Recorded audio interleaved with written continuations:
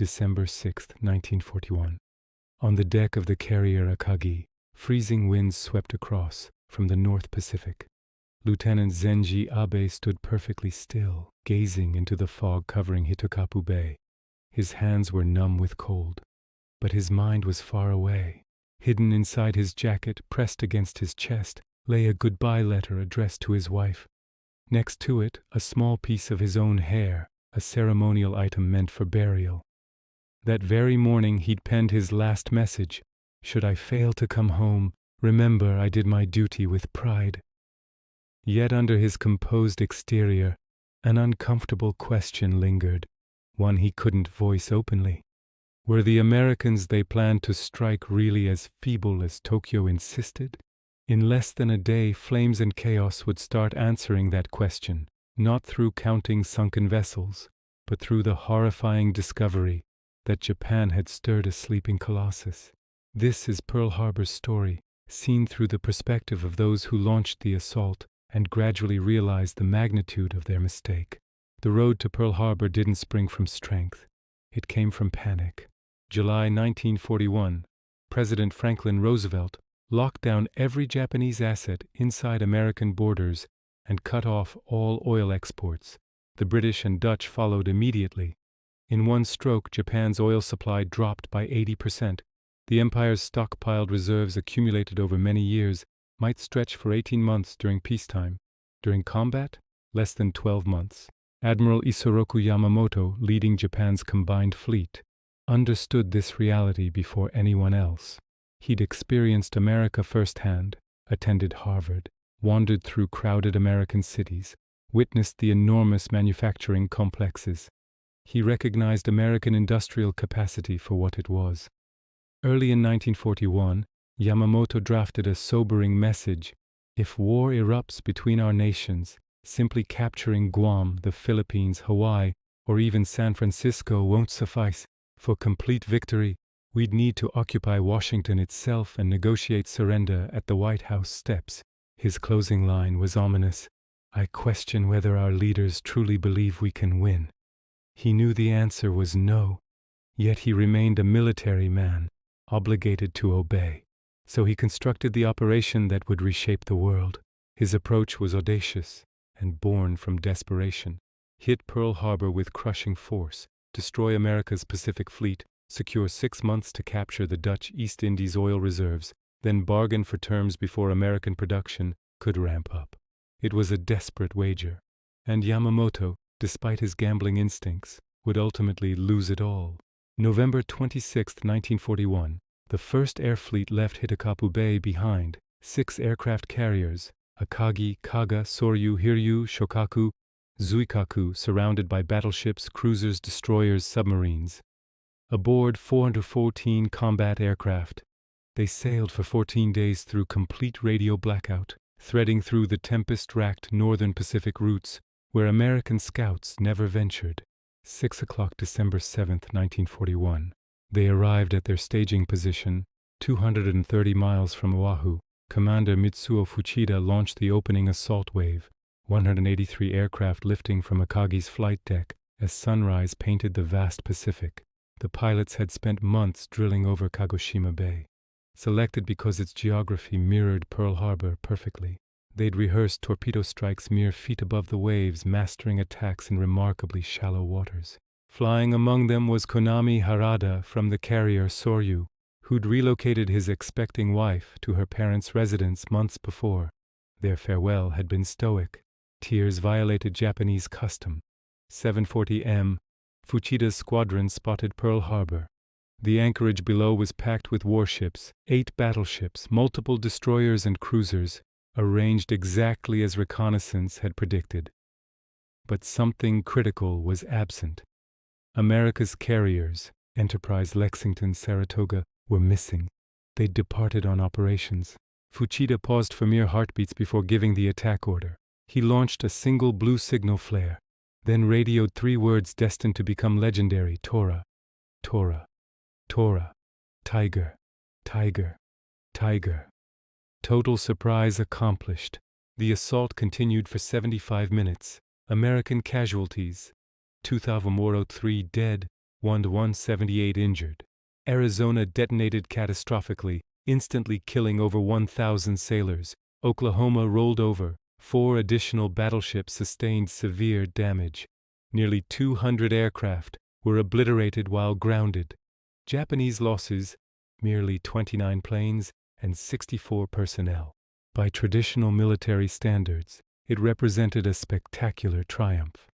Yet as Japanese aviators circled the burning devastation, several noticed what remained intact: the enormous fuel storage facilities along the waterfront, the submarine installations, the maintenance yards and dry docks, completely unharmed, and those American carriers remained at large, undamaged. Lieutenant Zenji Abe, attacking in the second wave, plunged his Aichi dive bomber toward the inferno spreading below. The atmosphere was choked with black smoke, reeking of burning petroleum and twisted metal. Beneath him, the harbor had become pure pandemonium, vessels engulfed in flames, sailors leaping into the bay. Still, amid all this devastation, one thought disturbed him. What if this isn't finished? What if we've just started something unstoppable? Back on Akagi, Fuchida pleaded with Vice Admiral Chuichi Nagumo to authorize a third strike wave targeting the remaining infrastructure. Nagumo declined. Surprise had evaporated, leaving his carriers exposed.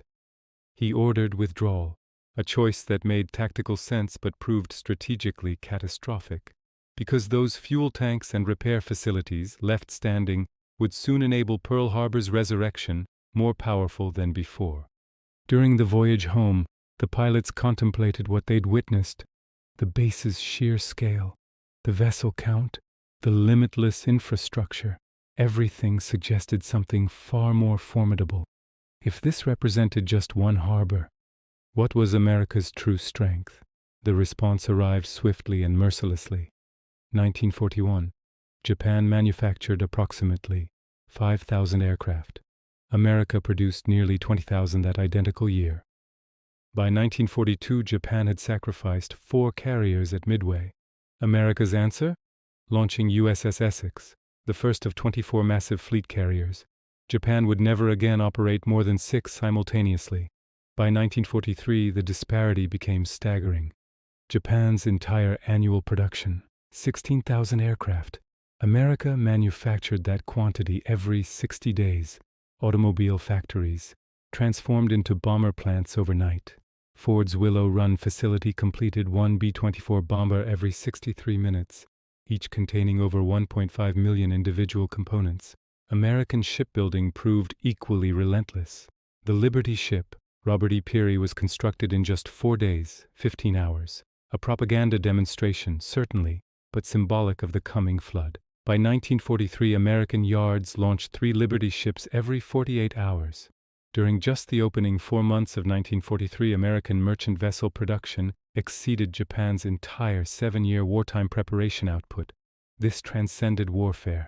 This was industrial obliteration. By 1944, American air power had become overwhelming. At the Philippine Sea engagement, 15 American carriers confronted Japan's dwindling naval aviation. 900 American aircraft filled the skies. When Japanese forces launched their counterattack, green pilots flying obsolete planes encountered devastating anti-aircraft barrages and swarms of interceptors. The subsequent massacre earned the nickname the Great Marianas Turkey Shoot. Japan lost between 350 and 600 aircraft within 24 hours. For surviving Japanese pilots, it defied comprehension. They'd trained for years. Their replacements were teenagers with abbreviated, rushed training. Their aircraft were no longer world-class. Letters home reflected their despair. Where do these endless aircraft originate? We destroy them, yet more instantly appear. By 1945, Japan's oil reserves had vanished completely. American submarines constructed faster than Japan could destroy them had severed every supply route. Hundreds of tankers rested on the ocean floor. The once mighty Imperial Navy sat paralyzed, helpless, confined to defending Japanese territory itself. Pilots who once celebrated their expertise now confronted brutal truth. No fuel remained, no aircraft, no possibility of victory. Some received orders for kamikaze missions, the ultimate desperate gesture from a nation unable to wage conventional warfare. When atomic weapons destroyed Hiroshima and Nagasaki in August 1945, Japan was already shattered, its cities burned, its navy eliminated, its skies empty. The industrial titan it challenged in 1941 had crushed it beneath mountains of steel. Throughout the war, America manufactured nearly 300,000 aircraft, 86,000 tanks, 193,000 artillery weapons, and over 2 million military trucks. Japan's total output barely reached a fraction of these numbers. Admiral Yamamoto's prediction had materialized: 6 months of victories, then endless defeat. He perished in 1943 after American codebreakers decoded his travel schedule and intercepted his transport aircraft over Bougainville. He never witnessed the complete scope of the disaster he'd anticipated, but he'd always known it was unavoidable. He'd experienced American streets, observed their factories, comprehended their magnitude. His gamble presumed that determination could triumph over production capacity. He was mistaken. Lieutenant Zenji Abe lived through the war's end. Like countless fellow veterans, he carried the memories for the remainder of his existence. They'd believed they were attacking a soft, complacent society. Instead, they'd awakened a sleeping giant and filled it with terrible determination. Pearl Harbor ultimately wasn't a victory whatsoever. It marked the opening chapter of Japan's downfall. Because when Japan struck America, it didn't cripple a fleet. It awakened an industrial juggernaut unprecedented in human history. And that juggernaut, relentless, inexorable, would bury Japan beneath steel, beneath fire, and in the permanent record of history.